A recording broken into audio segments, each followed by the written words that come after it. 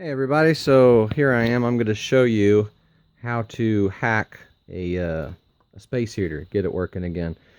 So first of all, disclaimer, this is not safe, not recommended to do it, but if you find yourself in a situation where you need a space heater and you have a space heater that doesn't work and you really, for whatever reason, want to fix it and get it to work, I could show you how to do that. But if you live in a trailer house or a mobile home or something like that, keep in mind those things are extremely flammable. They're pretty much matchsticks, and space heaters are not safe. So as you know, most space heaters have a safety function with a sensor. So the sensor's not like a computer chip or anything fancy. It's usually just something like a button, right?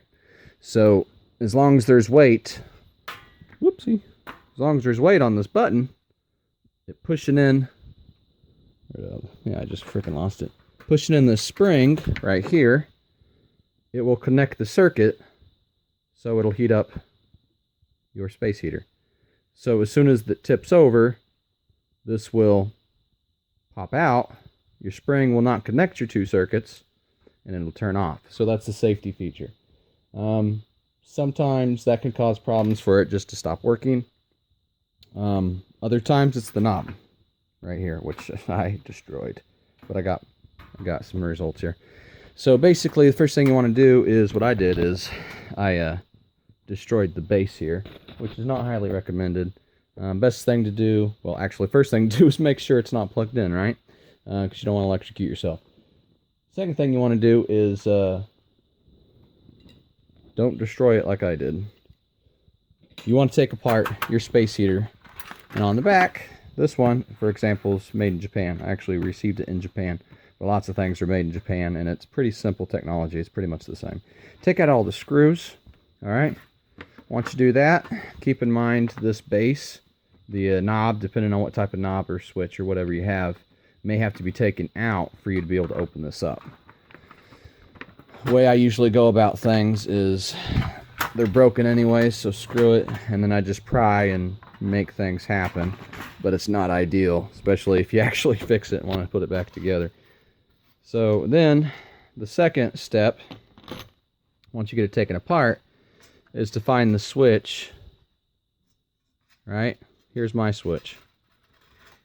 On the inside there was a hole, right, and there was this switch along with the spring that fit inside the hole, and it pushed down. It held these two pieces of metal together, right?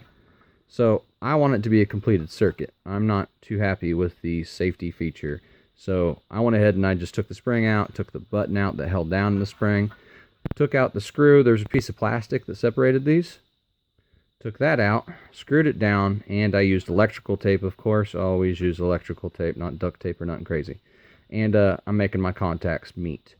So this is the neutral wire, right? So it goes to this side and this side. Here's the other neutral wire. It comes down here and goes up to this nice little fancy light bulb that, who cares, right? It's on. If this is red, you know it's on and working. Don't really need a light bulb to tell you that. Alright, so then you have your hot wire that comes in from the power cord. And it connects this here. It connects here. And I actually changed this. So what you would see is this wire here wouldn't be connected here and here. Normally it goes to the switch, right? And so the switch then has a wire here and a wire here that goes back to each one of these. This one's a little fancier Japanese one. Yours may vary. But basically, it makes sure that the hot touches both of these, right? And if you have a switch like mine, you turn it up, down, whatever. It'll light one, it'll light two, it'll light both. I wanted both of them lit. So what I did is the hot wire here, I unscrewed it. I opened it to make the wires bare, right? And then there's a little piece of circle here. I forget what it's called, electric name. And this normally does not go like this. This wire normally goes here, which I cut. Then there's another wire that comes directly from this one, goes to here. And then this wire doesn't connect to either of those, and it goes to here. So what I did is the wire that goes straight to here with various leads going out back to here, I tapped that, made it a bare wire on both the sides of this, made it go directly into this light bulb. And then I cut the wire that went to this knob on both of these. I connected the wires together so it went right back to these two where it belongs, not in my little knob. My problem was actually the knob itself, so it wasn't this safety feature, right? Easiest thing first. I tried the safety feature first to see if that was the problem. It appeared it wasn't, but I personally don't care too much for the safety feature as long as you have it on a, what should I say, heat resistant item. If it falls over, it shouldn't burn your house down. Keyword shouldn't. So anyways, that is how you hack it. As you can see, I have it connected to both of these. The neutral obviously is connected to both of those. All right. And moment of truth, I'm going to go ahead and plug it in so you guys can see.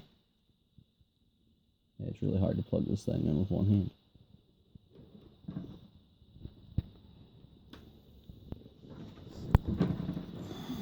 Taking a little longer than I thought it would.